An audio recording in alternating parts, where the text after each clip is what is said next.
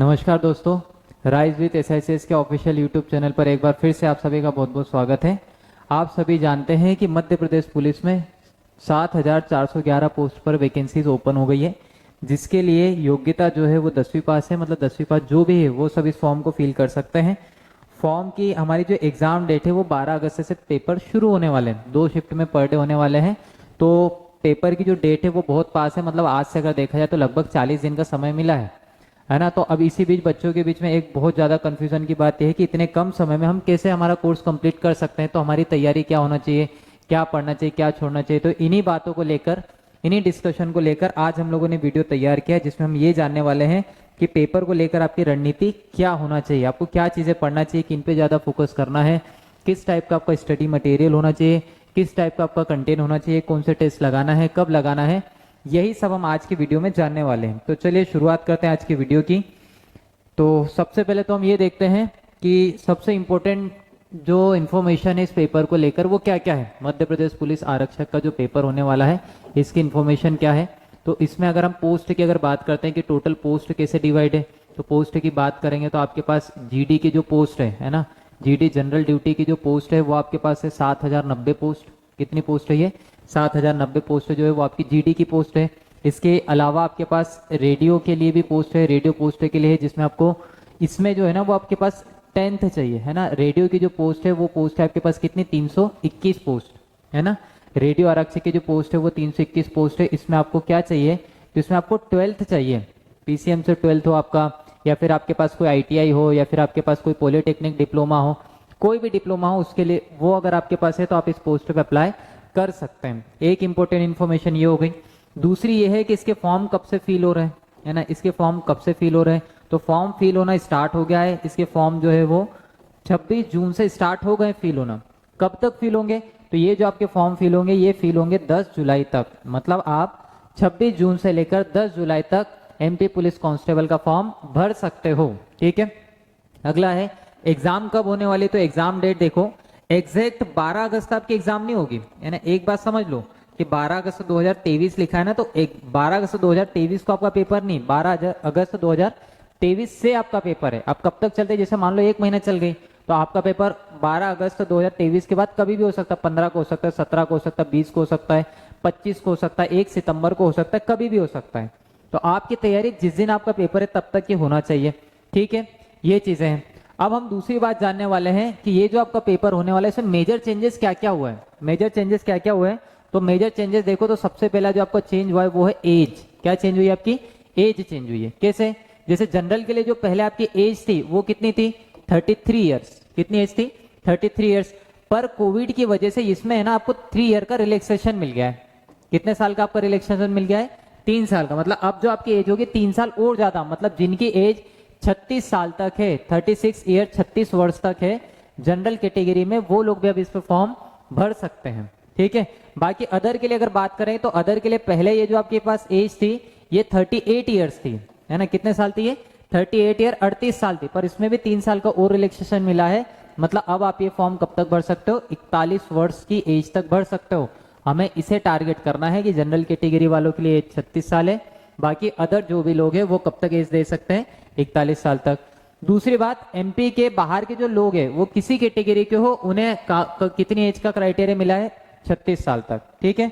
अच्छा, एक और इंपॉर्टेंट बात यह है कि अब कुछ 10th पास आउट जो बच्चे हैं या जो अभी पास हुए हैं या जो फर्स्ट टाइम जो फॉर्म भर रहे हैं उनका भी ये मानना है कि सर हमारे लिए एज लिमिट क्या है। तो ये जो एज लिमिट है ना 18 वर्ष से शुरू हुई है। शुरुआत कहां से हुई है? 18 साल से। 18 साल। अच्छा, कुछ 18 साल में चल रहे हैं, रनिंग में है, या किसी का 18 कंप्लीट हुआ है, तो उनका कंफ्यूजन ये है कि हमारे साथ क्या होगा, हम कब से फॉर्म भर सकते हैं।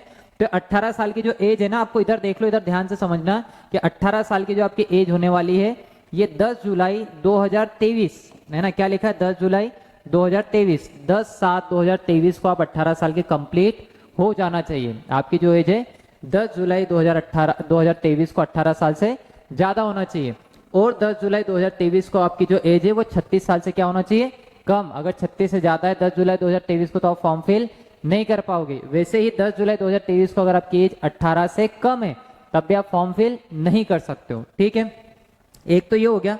एक जो सबसे बड़ा बदलाव देखने के लिए मिला है चेंज, वो मैं आपको बता देता हूँ। वो आपके पास जो हो रहा है पेपर जो हो रहा है ना, यहाँ देखो आपका पेपर दो पैटर्न में हो रहा है। एक आपका पेपर हो रहा है रिटर्न, एक आपका पेपर क्या हो रहा है, रिटर्न पेपर हो रहा है ना। रिटर्न पेपर की अगर हम बात करेंगे तो इसमें 100 नंबर का आपका पेपर है और 100 क्वेश्चन ही पूछे जाएंगे। 100 नंबर का आपके पास पेपर है और 100 क्वेश्चन ही आपके पूछे जाएंगे। अब ये जो 100 क्वेश्चन है इनमें पूछा क्या क्या जा रहा है, तो पूछा वही जो पुराना सिलेबस उसी हिसाब से कि पहला जो है वो आपका जीके का है, दूसरा जो है वो आपका रीजनिंग का पेपर है, तीसरा जो पेपर है वो आपका मैथ्स हो गया। और इस बार मैथ्स के साथ साथ इस पेपर में क्या लिखा है, साइंस भी लिखा है। ये जो जीके आने वाला है इसका सिलेबस 40 नंबर का है, ये जो रीजनिंग लिखा है ये 30 का है, और ये जो आपका मैथ्स प्लस साइंस लिखा है ये भी कितने का है, 30 का। पर इसमें फेरबदल हो सकते हैं, जैसे जीके है तो 20 का जीके पूछ लिया या 30 का जीके पूछ लिया, उसमें 10 नंबर का साइंस डाल दिया। ये जो रीजनिंग है इसमें 20 की रीजनिंग पूछ ली और 30 और 10 40 का मिला के मैथ्स पूछ लिया। तो कॉम्बिनेशन इनमें बन सकते हैं, क्योंकि हमने पिछले पेपर में देखा, जैसे अभी आपका वन आरक्षक का पेपर हुआ है, उससे पहले पटवारी का पेपर हुआ है, तो ये कॉम्बिनेशन बने। तो इन कॉम्बिनेशन में कुछ भी हो सकता है, चेंजेस इसमें हो सकते हैं। एक ये बात हो गई। इसके बाद देखो आपका रिटर्न हो गया। इसके बाद अगला जो पेपर आपको होने वाला है वो है फिजिकल, है ना। मतलब अब आपको शारीरिक योग्यता भी दिखाना पड़ेगा। अब फिजिकल में देखो क्या क्या चीजें होने वाली है, तो एक आपकी होने वाली रेस, है ना, एक आपकी होने वाली रेस, एक आपकी होने वाली लॉन्ग जंप, मतलब लंबी कूद आपको दिखाना है। और लंबी कूद के बाद आपका एक जो आने वाला है वो है आपका गोला फेंक, आपको गोला फेंकना है, ठीक है। ये अलग अलग आपके पास क्राइटेरिया है, जैसे मेल के लिए अलग है और फीमेल के लिए अलग है। पुरुष के लिए अलग क्राइटेरिया और महिला के लिए अलग क्राइटेरिया है, ठीक है। देखो इसमें नंबर कितने मिलेंगे, तो इसमें नंबर आपके 0 से लेके 40, मैक्सिमम नंबर जो आपके रेस में आ सकते हैं वो 40 है और मिनिमम नंबर जो 0 है।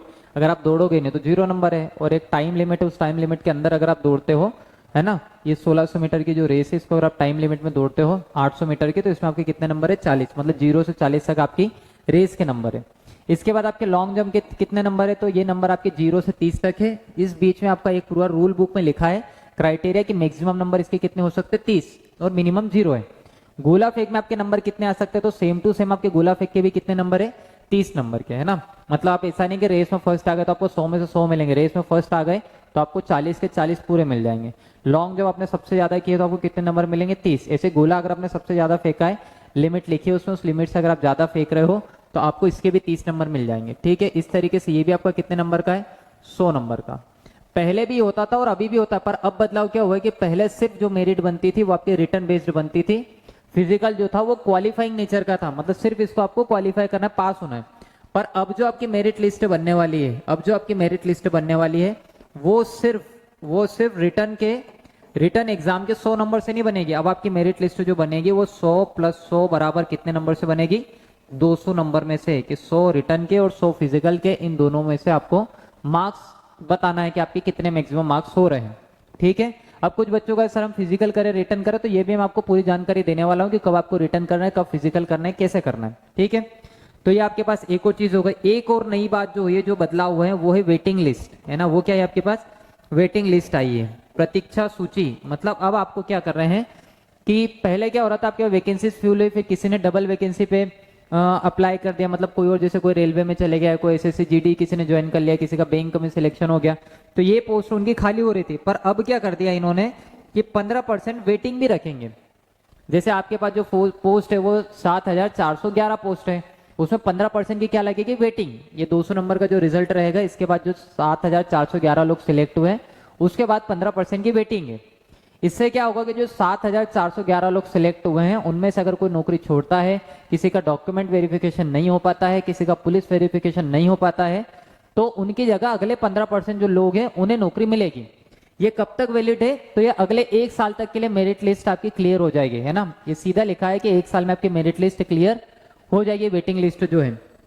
प्लस अगर ये वेटिंग लिस्ट 1 साल में क्लियर नहीं होती और 1 साल के अंदर पुलिस की फिर से भर्ती आ गई, तो ये जो 15% जो भी सीटें खाली है उसमें जुड़ जाएगी। मतलब आपके 2 कंडीशन है कि या तो 1 साल के अंदर कोई दूसरी भर्ती आ जाए, और अगर दूसरी भर्ती नहीं आती है तो ये जो वेटिंग है ये बहुत लंबे, मतलब सालों साल, ऐसा नहीं अब 60 साल के होगा तब आपकी वेटिंग क्लियर हो रही, 1 साल के अंदर ये वेटिंग क्लियर हो जाएगी। अगर होगी तो, किसी ने अगर पोस्ट छोड़ी है तो 1 साल में वेटिंग क्लियर होगी, या फिर 1 साल के अंदर कोई वैकेंसी पुलिस की फिर से आ गई है तो उसमें जो पोस्ट खाली है वो ऐड हो जाएगी। इतनी बात है, समझ में आ रहा है। फिजिकल और रिटर्न दोनों के मार्क्स जुड़ेंगे, मतलब 200 में से आपके मेरिट बनना है, पर प्लस मेरिट लिस्ट में आपको कितना मिला है, 15% का वेटिंग मिला है। इस वेटिंग का मतलब ये हो रहा है कि एक साल के अंदर अगर आप कोई पोस्ट खाली करते हो और आप उसके जस्ट नेक्स्ट हो तो आपको एक साल के अंदर ज्वाइनिंग मिल जाएगी, कोई खाली करता है तो। ठीक, इतनी बात समझ में आ गई। अब सबसे जरूरी बात है कि क्या करें और क्या नहीं करें।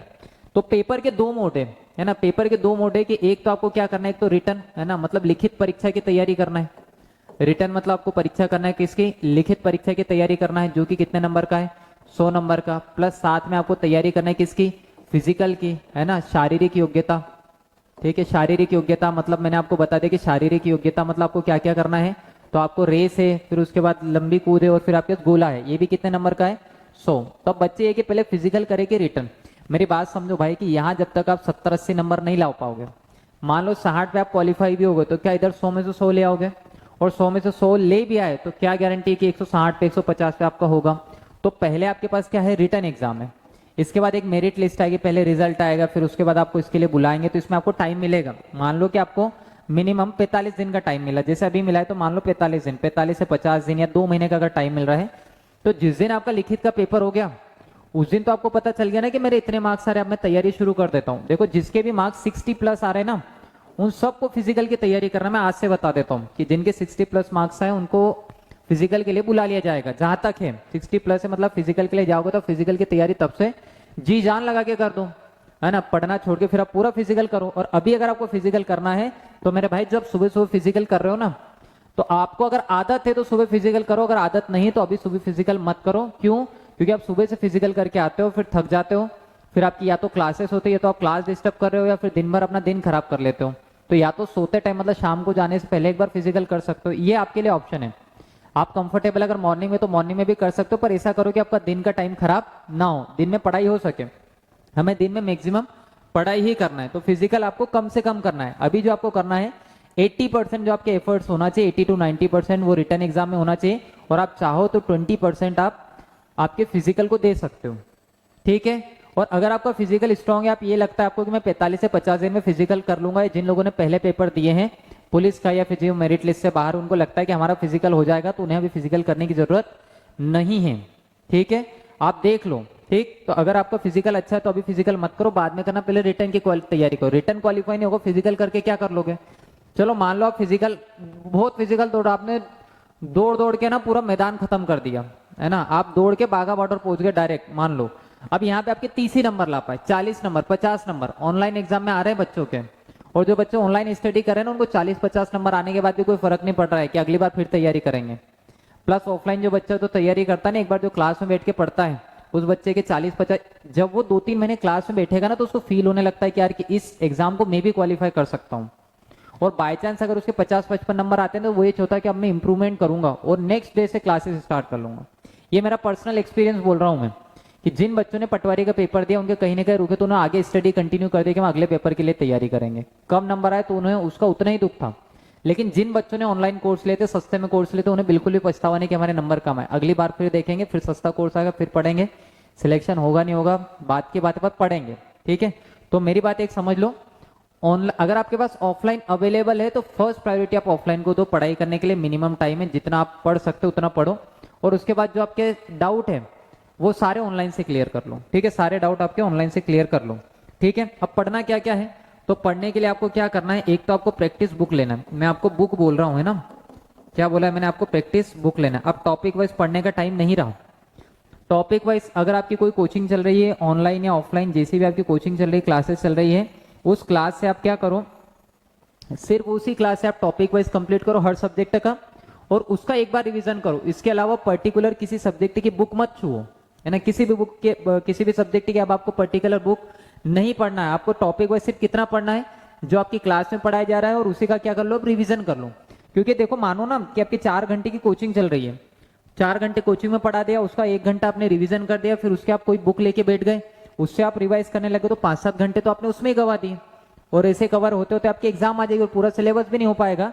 तो क्या करना है आपको कि क्लास में जो पढ़ा रहे हैं टॉपिक वाइज, वो टॉपिक वाइज पढ़ो, उसका जाके रिवीजन करो, और उसके बेस पे आप क्या करो, प्रैक्टिस करो। टॉपिक वाइज प्रैक्टिस अगर आपको करना है तो जल्दी अगर करना है तो आप ऑनलाइन टॉपिक वाइज कर लो, है ना, ऑनलाइन आप टॉपिक वाइज प्रैक्टिस करो, टारगेट करो। ऐसा नहीं कि जो आपका फेवरेट टॉपिक है, मान लो आपका परसेंटेज फेवरेट टॉपिक तो आप रोज परसेंटेज लगा रहे हो, आज अगर आपने परसेंटेज लगाया है तो कल टाइम एंड वर्क लगाओ, अगले दिन टाइम एंड स्पीड लगाओ, फिर अगले दिन आप कोई एल्जेब्रा लगाओ, फिर आप ज्योमेट्री लगाओ, अलग अलग टॉपिक, आपको सब टॉपिक आना पड़ेगा। आपके फेवरेट टॉपिक एग्जाम में नहीं पूछे जाते हैं, एग्जामिनर का जो सिलेबस है उसके हिसाब से पूछा जाएगा, तो आपकी तैयारी उसी हिसाब से होना चाहिए। ये नौकरी लेने वालों के लिए बात है, ठीक है। प्रैक्टिस बुक लो, जैसे अभी आपके पास मार्केट में आ जाएगी जिसमें 25 सेट पेपर लिखे होंगे, उन 25 सेट पेपर को सॉल्व करो। पेन चलाने की आदत डालो, जितना आप पेन चलाओगे उतना आपका होगा। सिर्फ वीडियो देखने से और स्क्रीनशॉट लेने से अगर सिलेक्शन हो गए होते हैं तो लाइब्रेरियां सब खाली हो जाती है अब तक, ठीक है। जो 4-4, 5-5 साल से लाइब्रेरियां भरी बच्चे पढ़ रहे हैं, अगर सिर्फ वीडियो देखने से और स्क्रीनशॉट लेने से हो जाता तो सबका हो जाता। हुआ किनका? जिन्होंने पेन चलाए। तो प्रैक्टिस बुक लो, उससे पेन चलाओ। टॉपिक टेस्ट आपको ऑनलाइन देना है, पढ़ना आपको टॉपिक वाइज है ही नहीं। जो क्लास में पढ़ाए, क्लास में टॉपिक वाइज पढ़ाएंगे, वो टॉपिक वाइज पढ़ो, प्लस उन्हीं को घर आके रिवाइज करो और उसके बेस पे आप क्या करो, ऑनलाइन टॉपिक का टेस्ट लगा दो। ये हो गया आपका काम।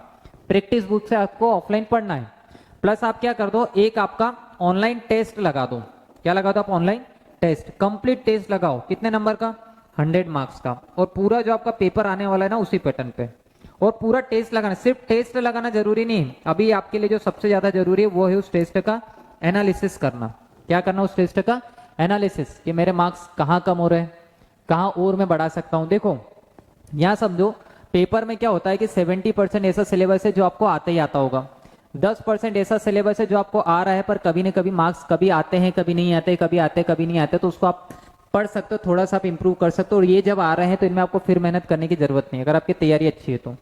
अब बचा जो आपका 20% है, जो आपका हर बार गलत हो रहा है ना, पेपर इजी हो चाहे टफ हो, आपका 20% भाग गलत हो ही रहा है, तो इस पे आप मेहनत करके पहले इस 20% को पकड़ लो, है ना। इस 20% को पकड़ लो तो 70 और 20 आप 90% कर लो। जो 10% कभी आ जाते हैं कभी नहीं आते, कभी आते हैं कभी नहीं आते, तो उसमें आपकी गलती नहीं, क्योंकि आप 100% पेपर तो वैसे भी सोल्व नहीं कर पाते हो। तो ये क्या होता है, 10% क्या होना, कोई टॉपिक है जो आपकी बहुत अच्छी तैयारी पर क्वेश्चन ही ऐसा आ गया जो आपसे समझ में नहीं आ रहा है, या क्वेश्चन ही गलत आ गया, तब तो आप क्या करोगे, तो 10% आप कर नहीं सकते हो।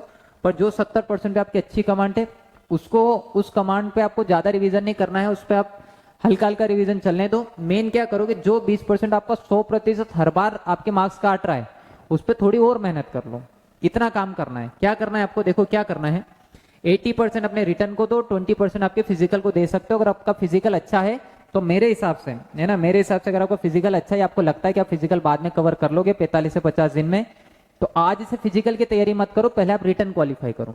रिटर्न क्वालिफाई करने के लिए जिन बच्चों का कंफ्यूजन है हम क्या करें क्या नहीं करें, तो मैं भी समझा दे रहा हूँ। एक प्रैक्टिस बुक लो ऑफलाइन 25-30 सेट की, और रोज एक सेट उसका खत्म करो। एक वो सेट हो गया आपका। फिर अगर आपके बेसिक कवर अप नहीं है तो क्या करो, आपकी क्लासेस में टॉपिक वाइज कवर अप हो रहा है, सब आजकल बहुत अच्छा पढ़ा रहे हैं, है ना, सब जितने टीचर है सब बहुत अच्छा कंटेंट पढ़ा रहे हैं, तो आप टॉपिक वाइज उनसे पढ़ लो। प्लस क्या करो, उन्हीं नोट्स को आप एक बार घर आके रिवीजन कर लो, तो आपका टॉपिक क्लियर हो जाएगा।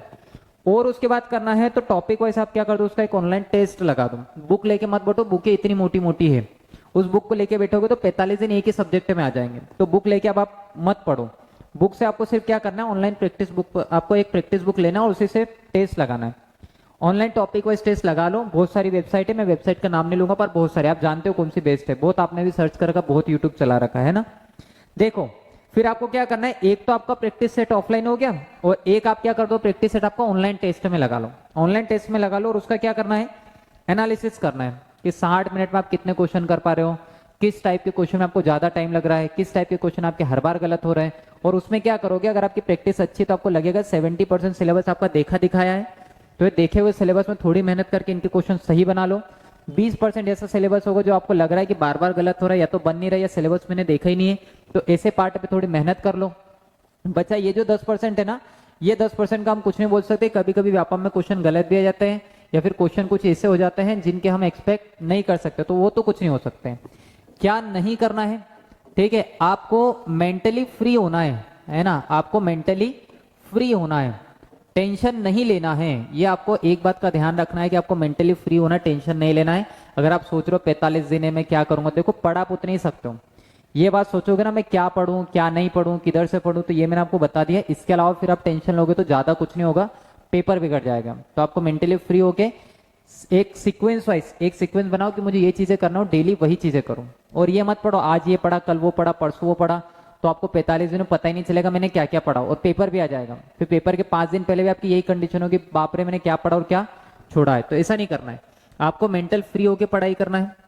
पढ़ाई आपको जो करना है वो सीक्वेंस में करना है ना, इधर उधर का नहीं पढ़ना है ना, सीक्वेंस में आपको पढ़ाई करना है, क्रम अनुसार आपको पढ़ना है, ठीक है, क्रम अनुसार आपको पढ़ना है, एक सीक्वेंस में आप पढ़ाई करते जाओ, डेली इनका ध्यान रखो कि इस हिसाब से मुझे पढ़ाई करना है। पढ़ाई जब आप कर रहे हो तो इसमें गैप नहीं करना है कि आज पढ़ लिया फिर कल नहीं पढ़ा, फिर परसों पढ़ा, फिर कोई घर का काम आ गया, या किसी की शादी आ गई है, या किसी की बर्थडे पार्टी आ गई, बर्थडे अगले साल भी आएगा, उस बार आप बहुत अच्छे से नाचना उसके बर्थडे में जाके, है ना, जिस किसी का भी हो, ठीक है। अभी आप ये छोड़ो, गैप मत करो, 45 दिन बचे हैं। जनरली बच्चे टेंशन बहुत ले रहे कि 45 दिन बचे हैं, कैसे पढ़ेंगे क्या पढ़ेंगे, पर पढ़ने का उनका तरीका है नहीं। छुट्टियां तुम ले रहे हो तो 45 को तुम ही 40 कर रहे हो, तुम्हें उसको 35 दिन पे लेके आ रहे हो, तो 45 को 45 ही रहने दो, उसी में अपनी पढ़ाई करो और इस हिसाब से पढ़ाई करो। बात समझ में आ रही? मेंटली फ्री होना है, सीक्वेंस के हिसाब से आपको पढ़ाई करना, मतलब आपको पता होना चाहिए आपने कौन सा सब्जेक्ट पढ़ लिया, कितना पढ़ लिया है और क्या क्या और पढ़ना बाकी है। गैप नहीं करना है। एक बात और, बच्चे क्या करते हैं जो टफ टॉपिक हो रहे हैं, टफ सब्जेक्ट हो रहे हैं, उनको स्किप कर रहे हैं, और जनरली फिर उसमें से क्वेश्चन बनते हैं, फिर वहां बनाते नहीं हो। तो ये मत सोचो कि टफ और इजी क्या है, ये देखो कि इस पार्ट से क्वेश्चन कितने आ रहे हैं, जिस पार्ट से क्वेश्चन आ रहे हैं उसको आपको 100% कवर अप करना है, चाहे वो आसान हो चाहे कठिन हो, ठीक है। इतनी सी बातें हैं जो आपको ध्यान रखना है कि आपको प्रैक्टिस बुक एक लेना है, कोई सब्जेक्टिव बुक नहीं लेना है, प्रैक्टिस बुक लेना है, उससे पढ़ो जो भी आपकी क्लास चल रही हो, और ये आपका पहले से कवर अप है तो आप ऑनलाइन टेस्ट लगाओ, जितने लगाओ। अगर आपकी क्लास चल रही है तो उसमें से आप टॉपिक वाइज रिवीजन करो, एक ऑनलाइन टेस्ट लगाओ, उससे एनालिसिस करो। टॉपिक वाइज अगर आपको टेस्ट लगाना है तो 20-25 मिनट, 30 मिनट, आधे घंटे में एक ऑनलाइन टेस्ट लगा लो सभी का। एक बात, अगर प्रैक्टिस करना है तो मैथ्स की करो, रीजनिंग की आपको प्रैक्टिस करने की जरूरत नहीं है, वो जनरली मैक्सिमम बच्चों से बन जाती है। तो रीजनिंग सिर्फ ऑनलाइन प्रैक्टिस सेट में करो, मजा बहुत आता है रीजनिंग करने में, पर आपके नंबर पहले जितने थे उतने होंगे। जो टॉपिक टफ है रीजनिंग में उन पे आप और मेहनत करो, जो इजी टॉपिक उनको बार बार करने से कोई मतलब नहीं, आप उनकी ऑनलाइन प्रैक्टिस कर लो, ये सफिशिएंट है, ठीक है। क्या नहीं करना है आपको, मेंटली फ्री होना है, टेंशन नहीं लेना है, सीक्वेंस के अकॉर्डिंग आपको प्रिपरेशन करना है, मतलब आपको पता होना चाहिए मैंने क्या पढ़ा है, क्या नहीं पढ़ना है, क्या पढ़ना और बाकी और क्या चीज में पढ़ चुका हूँ। अगला है, आपको पढ़ाई के बीच में कोई गैप नहीं रखना है, आपको रेगुलर पढ़ाई करना है। दूसरी चीज है, जो भी आपकी लाइफ में और भी चीजें चले उनको थोड़ा सा अगर आप साइड रख के पढ़ाई कर सकते हो, ये बहुत बेस्ट है। देखो जिंदगी उसे हम अलग तो बिल्कुल नहीं कर सकते, पर अगर उसको थोड़े टाइम के लिए साइडलाइन कर दे तो ये हमारे सिलेक्शन के लिए बहुत हेल्पफुल होगा। अगला है, टफ और इजी सिलेबस नहीं समझना है कि ये टॉपिक टफ है ये इजी है, सब सिलेबस आएगा, सब पूछा जाएगा। आपको सिलेबस करना है मार्क्स के अकॉर्डिंग कि किस टॉपिक से ज्यादा मार्क्स आएंगे और किस टॉपिक से कम मार्क्स आएंगे। अगर किसी टॉपिक से ज्यादा मार्क्स आते हैं और चाहे वो टफ हो तो उसको कवर अप करो, किसी टॉपिक से कम मार्क्स आ रहे हैं और बहुत ईजी है तो उस पर ज्यादा मेहनत मत करो, 1-2 बार पढ़ लो, अगर आपसे बन ईजी है तो बन ही जाएगा, और अगर 1-2 मार्क्स आ रहे हैं तो ज्यादा मेहनत करने की क्या जरूरत है, इस हिसाब से आपको ध्यान रखना। इसके अलावा भी आपको पढ़ाई से लेके कोई भी डाउट आता है, कोई दिक्कत आती है तो आप कमेंट कर सकते हो, हमारा नंबर भी यूट्यूब पे जुड़ा हुआ है, आप उस पर भी कांटेक्ट कर सकते हो। हम कॉल हर बार रिसीव नहीं कर पाते हैं तो आप व्हाट्सएप पे उसका मैसेज कर सकते हो, तो आपको उसका तुरंत रिप्लाई हो जाएगा, और जैसे टाइम हो तो आपको कॉल करके बाकी चीजें भी डिस्कस कर ली जाएगी। 2 कैटेगरी के बच्चे हैं, एक एक्सपीरियंस है तो उन्हें समझ में नहीं आ रहा है कि क्या पढ़ना है, और एक फ्रेशर बच्चा है जिसे पता नहीं है कि 45 दिन में कितना पढ़ पाऊंगा और क्या पढ़ पाऊंगा। तो एक्सपीरियंस है, वो पहले भी एक्सपीरियंस हो चुका है, तो उनके लिए तो जितना आप पढ़ सकते हो, जितना सिलेबस आप ऑनलाइन और मिसलेनियस में कवर अप करो उतना अच्छा, जितने प्रैक्टिस सेट लगा वो। जो बिगिनर है उन्हें भी दिन भर पूरा अपना सिलेबस लेके नहीं बैठना, उन्हें सिलेबस के साथ साथ प्रैक्टिस भी करना है मिसलेनियस की, ठीक है। इस टाइप से आप पढ़ो, बाकी की और कोई प्रॉब्लम होती तो उसके लिए हम लोग नेक्स्ट वीडियो में जरूर मिलेंगे। कोई भी आपके कमेंट आते तो उस पर जरूर वीडियो बनाएंगे, और जल्द ही हम ऑनलाइन प्रैक्टिस बेच भी स्टार्ट करेंगे, जिससे आपके मैथ्स की, रीजनिंग की, जीके की आपके ऑनलाइन प्रैक्टिस होती रहे, ठीक है। चलिए मिलते हैं नेक्स्ट क्लास में, और जब भी नेक्स्ट क्लास में मिले तो आप श्योर करें कि आपका जो स्कोर है प्रीवियस पहले से अब आपका स्कोर ज्यादा हो गया हो और आपका पेपर को लेके कॉन्फिडेंस भी बढ़ गया हो। चलो थैंक यू सो मच।